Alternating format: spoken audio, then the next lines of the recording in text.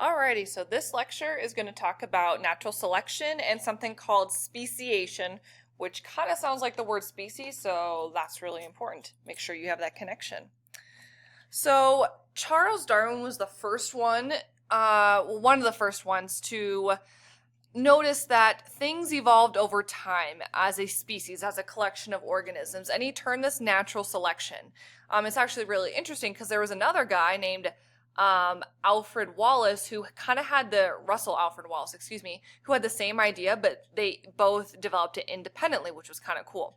So the formal definition of this concept is that organisms best suited to their environment reproduce more successfully than other organisms. So, you know how sometimes we say like people suck at life?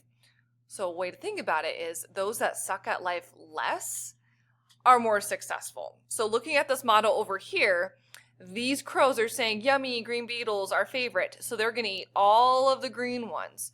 So then the orange ones are then going to be able to survive and reproduce. Now, maybe the green ones are easier to see. Maybe they taste more yummy than the other ones. But as a result, there are going to have an increased number of organisms that have favorable traits, whatever that is, depending on the environment, because they're better able to get more food, have more babies, escape from predators, things that allow them to be better able to survive.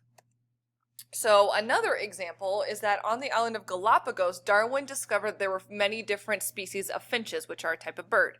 They had beaks that had very different shapes and sizes, and it depended on the environment, which meant the types of food, that made some more successful than others, and it also depended on the season and the climate at the time.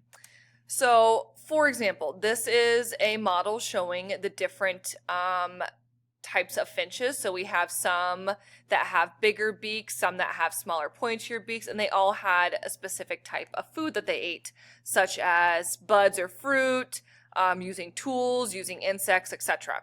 So think, if there was a disease that killed off all the insects, what would happen to this finch right here? What do you think would happen? Think about it. Pause the video. Actually, yeah, pause the video. So if you said that they would all die off, you'd be right. If there's no food, then sucks to suck. You would die off, and these other ones would proliferate or increase in number. They'd be more successful and have more babies. So if there was a drought that ended up and the trees started to grow more leaves, what would happen to this finch right here? Think about it. He would have more food, right? He would have more babies. His babies would be more able to survive because they would have more of a nutritious diet. These rest of these fools may also have an effect. Think about it. If I had more trees, I would probably have more insects because many insects feed on trees. So these guys might also be more successful. Whereas some other finch maybe a toss-up. Maybe that one was not as successful and their numbers would go down. So exactly how the natural selection occurs does not really occur in a series of steps, but we as humans like to organize things. So I'm going to give it to you in a series of steps, but keep in mind that it is an ongoing process. So the first thing that needs to happen is genetic variation. So I need to have differences in my DNA and genes as a result of crossing over and through sexual reproduction, through meiosis. So this is a picture of all one species of moth. You can see the diversity in the patterns of the wings, but they are all the same species. They can all interbreed with one another. They all look very different. This is supposed to show you that genetic variation. So the second thing, organisms need to produce a crap ton of babies, more than can be supported by the environment. So for example, a female rabbit can have over 1,000 babies in her lifetime, but we're not overrun with rabbits. Why is that? Well, I'll tell you. Some organisms are better able to survive than others, and they compete with one another. So they compete for the food, water, shelter, not getting eaten by predators. So not all of those babies are going to be creating more babies and therefore increasing in number. So far we have genetic diversity, and that diversity allows some to be more successful than others. And then the environment comes into play. The environment makes it hard to survive. It makes it challenging. We have droughts, flood, diseases, food shortages, shelter destruction, etc. That's going to make things scarce. So It's because of those random mutations that some are able to better live and have a chance of survival. For example, those with faster legs, longer beaks, different hunting patterns, different colorings, as a result of that random variation, are going to be able to survive, reproduce, and pass on those genes to their offspring. So do not misunderstand me. Genes do not feel, think, know anything. It is the mutations. That genetic variation is random. There's nothing that's all-knowing that's like, well, I think this one is going to survive and this one is not. Nah, it's random. If my trees look like this, I'm probably going to have one of these average-looking ones and this one's going to die because he's going to have to lean over more. If I have a taller tree, then these guys are going to die because they cannot reach. This guy's going to be a happy camper. He's going to have all the babies and live a happy life and then die with a butt ton of grandchildren.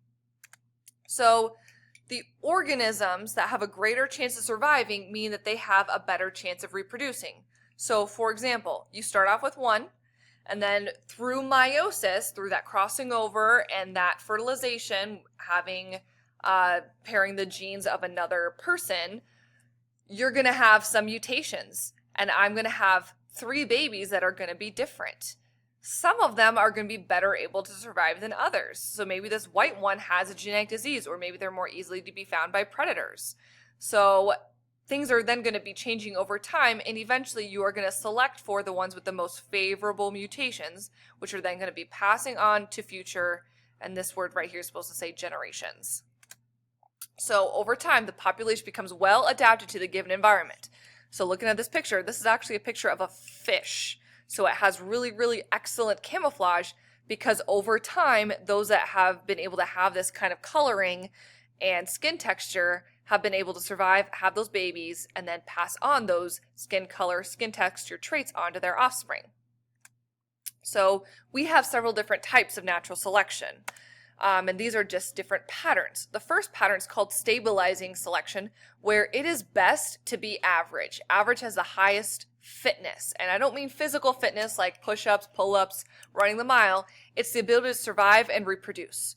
For example, it's good to be an average size insect because if you're larger than average, you're going to be more easily spotted. If you're smaller than average, then you're going to not be able to capture and eat prey. So it's best to be run-of-the-mill. Here's another example. So here I have some butterflies. The lighter ones die off. The darker ones die off. Being in the middle is muy bien. So here we can see it on this graph. If this is number of organisms and this is the different phenotypes, I have more of the intermediate form.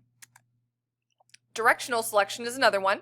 That one favors an extreme. For example, the larger the beak, the better you are to get food in some circumstances. In another circumstance, it might be smaller the beak. So this is a picture of that peppered moth lab simulation that we did. That is directional selection. If you have a dark environment, you are going to be selecting for the darker moths rather than the more speckled one. So it depends on the environment. In a different environment, this one might be more favorable and the curve would be shifting that way. So again, I'm moving to one side or another when it comes to a graph. Disruptive selection favors organisms with extremes in both directions. So you're going to have 2 phenotypes. For example, if you only have very large seeds and very small seeds, those are the beak sizes that correspond to those seeds are going to survive. If you are average, you're going to have a bad time. Okay, so this one can open up the large seeds, this one the small seeds. If I had an intermediate, that would be bad news bears. So there are different ways that this selection can lead to something called speciation, which is just a fancy way of saying creating more species. So just so we know, a species is a group of interrelated individuals that can mate with one another and have fertile offspring. I'll be also throwing around a lot of words like population, which is a group of the same species, community, which is many different species, and an ecosystem, which is both living and non-living things. So talking about a species, I'm talking mostly about the level of population, the same type of organism. So there are 3 ways that speciation can be caused. The first one is called geographic isolation. When you have a physical barrier that divides certain members of a population into separate groups, they can no longer interbreed. And eventually they are going to be able to be separately acquiring mutations that are random and be subjected to different selective pressures. This is going to lead to divergent evolution, mean that they are going to become more dissimilar as time goes on. And eventually they're going to lead to a new species, meaning that this species and this species can no longer have babies that are fertile. So maybe a horse and a donkey. They can mate, they can make a mule, but that mule cannot therefore have babies. They are two different species. So here's some pictures. So here I have many different types of ostriches. So if you remember from GPS talking about Pangea, these guys were all together, all the continents were together.